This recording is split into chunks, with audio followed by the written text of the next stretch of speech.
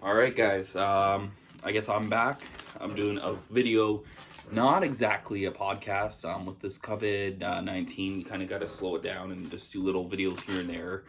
And it's kind of given me time to really go through something or things over the time that I wanted to talk about with you guys, just get your opinions and stuff. But last weekend there was an incident on Twitter where... and I see this quite a bit. Some people just disrespect Jose Aldo. And I think we should appreciate him as one of the greatest to ever do it. And that being said, I am not the biggest Jose Aldo fan out there at all. I respect him, and I think he's one of the best to ever do it.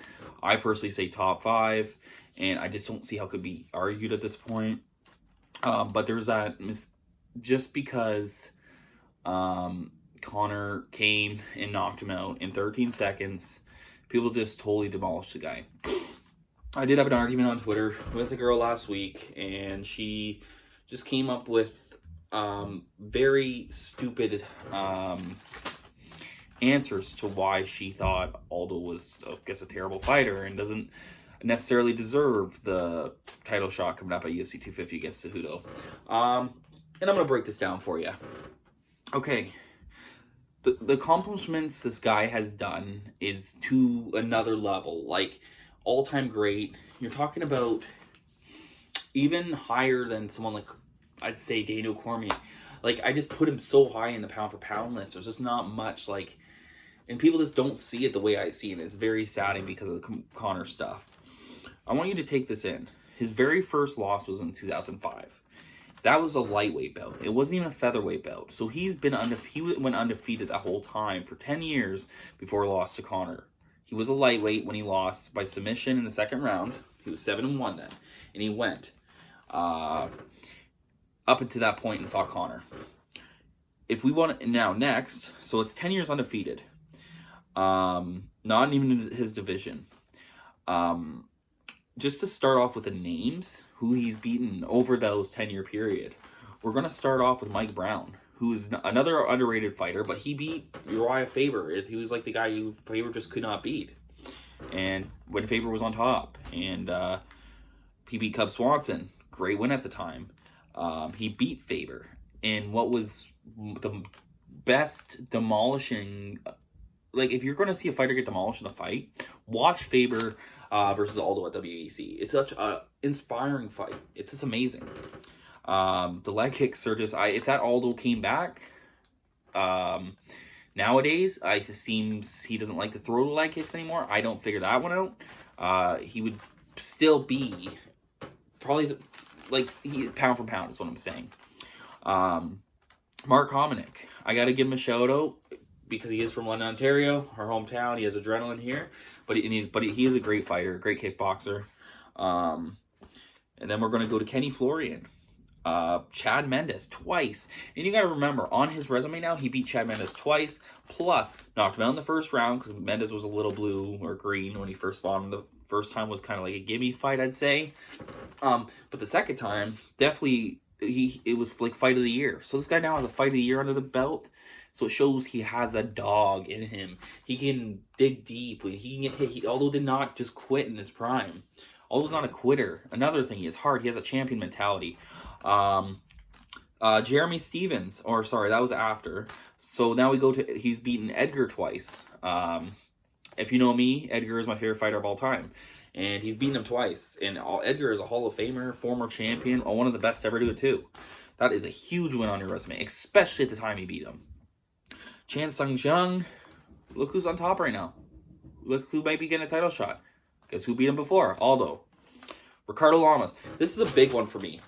And it just reminds me because I remember when this fight happened. If I'm stand corrected, I think this was on the card where Rampage fought Glover Teixeira, Pettis versus Cerrone, and I can't quite think of the main event at the moment. Comment below if you remember the event. I'd have to look it up. I just remember those fights were on it. But opening the card, and I might be wrong with this, but there was Eric Koch, who was supposed to be Aldo's next opponent. He took a fight because Aldo wasn't ready yet, so he fought Ricardo Lamas. And Ricardo Lamas destroyed Koch. And at the time, that was really big. And now you're saying, oh, now it's Ricardo Lamas. Look who he's lost to. He's gotten stopped by Emmett and all this stuff. But you're looking at the time it happened. And at that time, I remember reading comments saying, Ricardo Lamas is the best. He's going to be the one to beat Aldo and all these things. And what did Aldo do? I mean, it wasn't the best fight, but Lamas did nothing. Maybe Aldo slowed down a little bit in the 5th round and Lamas won the last round. But still, this shows, like, he ended hype trains. That's what he did. He ended these people who people thought were going to beat him. Also, at the time, people respected Aldo. It wasn't as known. Like, if you were a hardcore MMA fan, people didn't really get him. I mean, he didn't promote him as much until Conor, obviously, and Conor did most of that. And it kind of sucks because he was such a great fighter, and it was because he didn't really understand the English language, I think. And he was never given chances. So people, if I could go back in time, and Aldo at the time, I think Benson Henderson was champion. If you were to put that Aldo versus Benson Henderson, Aldo would have been lightweight champion in that time, period. They didn't think these champ statuses were around for him. He wasn't allowed that. They said he would clog up divisions and stuff. At that time, Aldo would have been a champ, period. He would have beat Benson Henderson. He beat Frankie if he would have went and fought him then when he was a lightweight champion.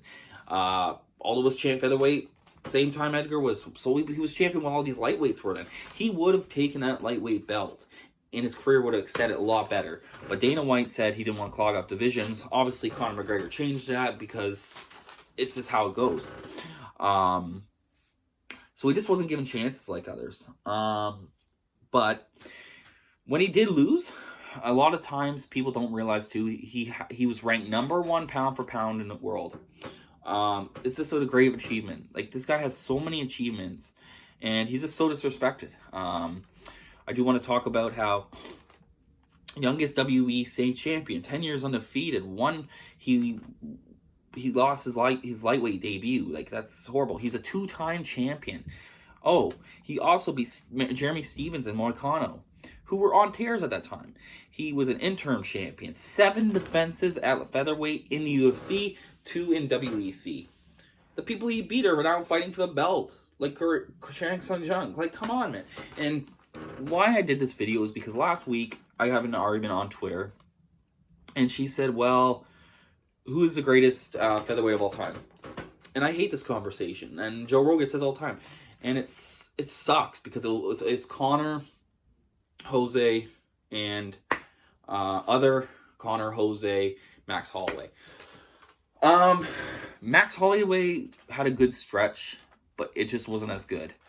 Not as long. Holloway, if he comes back, beats Volkanovski, yes. Even Volkanovski's getting up there. Like, he's done incredible things. But, I think personally, the Dustin Poirier fight hurts him a little much. And, we know what Aldo would do to Poirier, just saying. Anyway, off topic. She said, Aldo has lost twice to, Max Holloway. That can't make him the GOAT. And I said, most great fighters at the end of their career lose big fights, lose all their fights. Look at Anderson Silva. No one mentions it. Oh, his career is hurting over drugs that would take away. Is when people say, okay, he had steroids in his system, that will take away from his GOAT status. They never say, oh, Anderson is just in there having fun because he's getting old. He's still the GOAT. He could go in there and lose a couple fights now. But his legacy's not tarnished because he did this. Does anyone ever say that for Aldo? No. And Aldo's still fighting the top dogs and beating some of them. He beat Marlon Moraes. Period. He deserves this title shot. I don't care if GSP came back, lost 4 fights in a row before he retired, came back, got a title shot. I don't care if Daniel Cormier ever gets a title shot. I don't care if John Jones gets a title shot at any point, because these people have earned it.